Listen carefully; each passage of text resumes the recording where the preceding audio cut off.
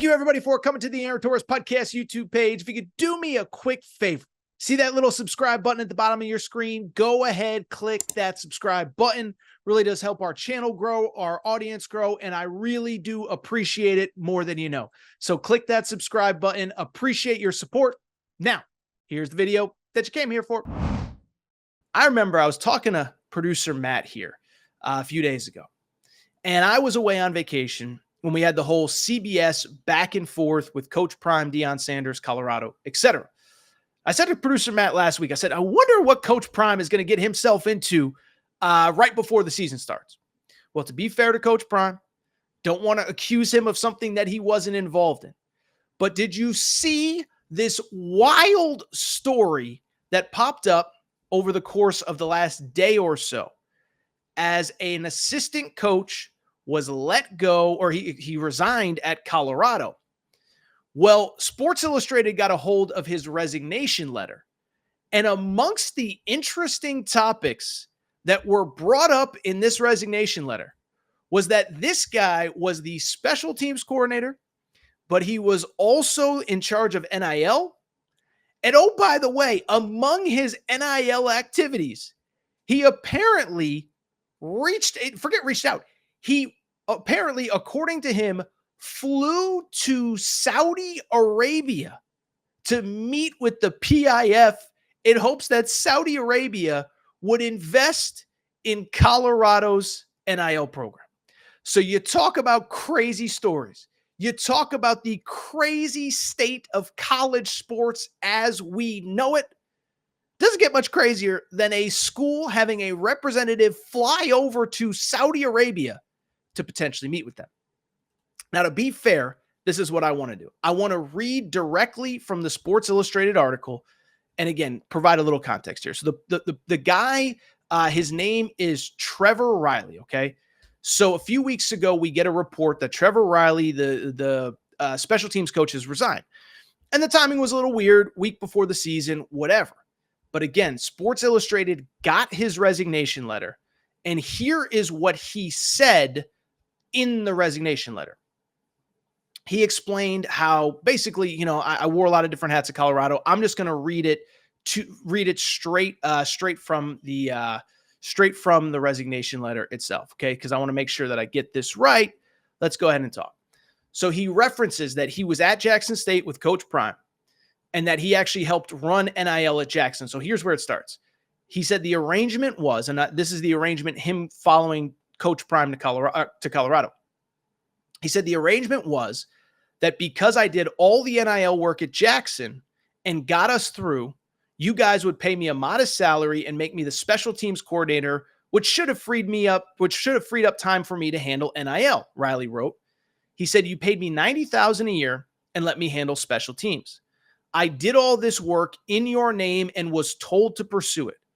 I burned through my contacts in my Mormon community, which is worth about $3 trillion. I don't know if that's true. Didn't fact check that one before we got on there. He said, now I can't get these people to answer my calls because I just found out today that none of my endeavors will happen. I went to Saudi Arabia and got a meeting with the Saudis who were interested in pursuing business. I have email receipts to prove it. And you guys let this fall flat on its face. So those were Trevor Riley's own words about what happened. And again, he resigned, and the way he explained it was, I'm frustrated not with Deion Sanders, but with the Colorado administration, because essentially I tried really hard to get some NIL stuff going and you all didn't help me. Now I'll be curious as more about this comes out, because to me, when I hear that the administration didn't have his back, I do wonder, is it possible that maybe he was doing all this without their support, and maybe he should have been telling some people some stuff, right? So to be clear, the way he explains it, Colorado did not know that he flew to Saudi Arabia. And beyond that, Deion Sanders, Coach Prime, did not know that he flew to Saudi Arabia. So that's my first kind of takeaway. He says there was bad blood with the administration. Is it bad blood because you were doing stuff that you shouldn't have been doing? Okay. So that's one, but let's dive into some of the quotes directly, because there was three things that really stood out. And obviously the Saudi Arabia part, to me, is probably the part that's most interesting.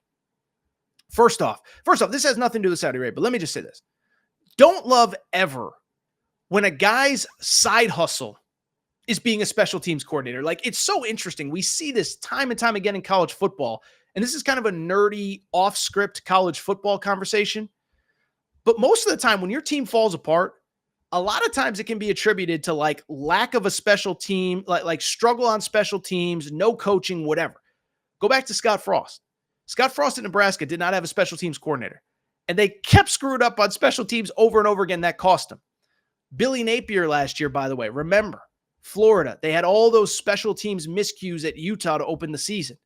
Didn't have a special teams coordinator. So I don't love that this guy's full-time responsibility was basically to be the NIL guy and that he just so happened to be doing some special team stuff on the side. Don't love that. That's one. Two, the Mormon community stuff was just weird. Okay. Listen, I don't judge or begrudge, or I don't, religion is not my area of expertise. Not judging anyone of any faith, whatever. We've obviously talked a lot about the Mormon community in the last couple of months as BYU basketball has really emerged. We'll talk about them later in the show. But felt weird that, why are you hitting up the Mormon? Am I missing something there? Is there a tie with Colorado? I know Colorado and Utah are bordering states, but why would the Mormon community want to invest in Colorado? The $3 trillion number two was interesting. I'll have to put our Torres media research team on that one, because that one sounds like it might be made up a little bit. But let's go ahead and dive into the Saudi Arabia stuff, because that is obviously what caught everybody's attention. And I guess what I would say is there are a couple things that stand out to me about this. But let me also say this. One, do think this is really only a big story because Colorado and Deion Sanders are attached to it, but also want to sit there and kind of peel back the layers and say, I don't think Coach Prime appears to have known about it. And so it's hard for me to criticize Coach Prime, but we do got to talk about it because it does involve Colorado. Now, in terms of the Saudi stuff, let me just be transparent. Like, it's hard for me to be like fired up about this, because when I look at this situation, isn't this what every sport is trying to do? Like, think about it. Think about all the Saudi money in all these different areas of sports. Live Golf. We actually talked about Live Golf a couple summers ago when it emerged. I have no fundamental issue with Live Golf. If you're Brooks Koepka or you're whoever, Patrick Reed, I can't remember all the guys' names, they're going to pay you $200 million, $500 million, $1 billion to play golf on their tour. Go live your best life. Go make that money. I have no problem with it. And it's not just golf that has done that. Obviously English soccer has been involved. There's been other sports that have been involved. We've had Olympics in the Middle East, not directly in Saudi Arabia, but we're not Olympic. We have Olympics coming up. We have the World Cup that just happened in Qatar. So it's hard for me to criticize Colorado when this is something that all sports are looking into. By the way, you know who else was literally looking into this like a month ago? The entire Big 12. And so it's hard for me to get fired up about Colorado and saying they did anything wrong when the Big 12 is open about, like, yeah, Brett Yormark, the Big 12 commissioner, made that phone call, was trying to figure out by the way, for people who don't remember the report, the Big 12 is obviously trying to figure out creative ways to raise money to kind of keep up with the SEC and the Big 10. And the story was they were talking about the possibility of Saudi Arabia and the PIF, which is kind of the fund that it's for all of the different ventures that Saudi Arabia is involved in. It was like, they're going to let Saudi Arabia buy a portion of the Big 12. Hasn't happened yet. Doesn't mean that it won't. By the way, remember last year, Florida State, they're trying to raise money to get out of the ACC. There was talk of venture capital. There was talk of Saudi oil money. So it's hard for me to get fired up about Colorado when Colorado is just doing what Florida State did, what the Big 12 has done. And I think what it also speaks to, and we're going to talk NIL in a second in a broader sense because we have the report about all of the college basketball programs with the best NIL setups. But I bring it up because you look at Colorado, you look at what is going on. What Colorado was trying to do is no different than anyone else in America. Because what's crazy about this NIL world that we live in, I guarantee you, I don't care who the program is. I don't care if it's Oregon football, Ohio State football, Arkansas basketball. Everybody's trying to come up with creative ways to raise money. Everybody feels like they're behind the eight ball. Everybody feels like they need more. Everybody feels like they don't have enough. And so if you're Colorado, you don't have this massive fan base and you don't have this rabid fan base like an SEC school, like an Ohio State, like a whoever, that's just going to pour tens of millions of dollars every single year into your NIL pool. So you have to get creative.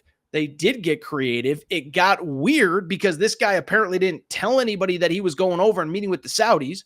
I know as a boss myself, I wouldn't love somebody representing me with Saudi Arabia without me knowing about it. But this shouldn't, like, I don't know. I guess I was a little surprised by the reaction to this story.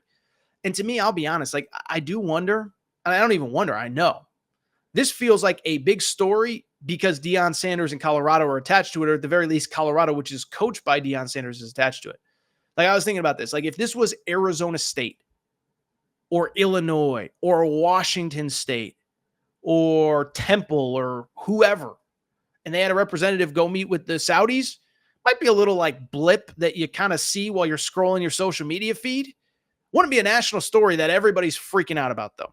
So to me, I think it's only big because it's Colorado and everything Colorado does is big. Remember, Deion Sanders said at Big 12 Media Days, I'm judged on a different scale than everybody else. And I think this isn't it. Everybody wanted to criticize Coach Prime. Oh my goodness, how dare he say that he's judged on a different scale? Well, I think he kind of is. I think this is proof. I think it's only an interesting story. One, how it got out. And two, because this guy apparently did it without Colorado knowing, which I just find very weird.